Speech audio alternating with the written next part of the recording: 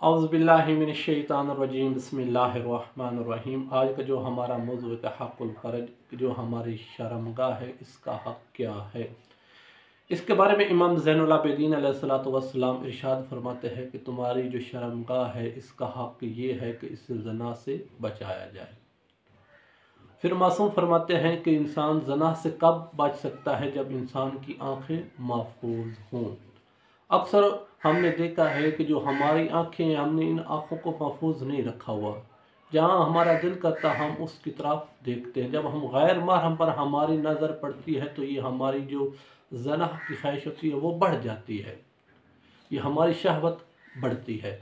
इसे कम करने के लिए मासूम से पूछा गया, मौला इसको हम किस तरह कम कर सकते हैं, जो हमारी शहवत इसको हम कैसे कम करें।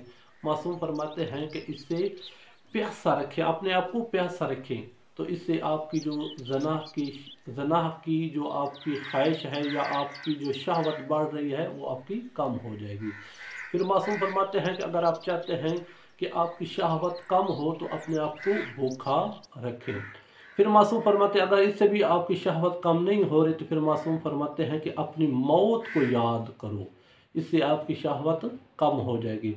फिर मासूम फरमाते हैं कि इससे भी आपकी शहवत कम नहीं हो रही, फिर मासूम फरमाते हैं कि अल्लाह को याद करो, और फिर उस वक्त को याद करो जब आपके अमाल सबके सामने दिखाए जाएंगे।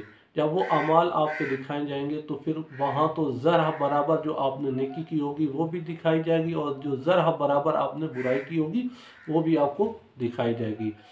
और हम ये दुआ करते हैं कि अल्लाह हमें ज़ना से बचने की तौफीक अता फरमाए। अस्सलामु अलैकुम व रहमतुल्लाह।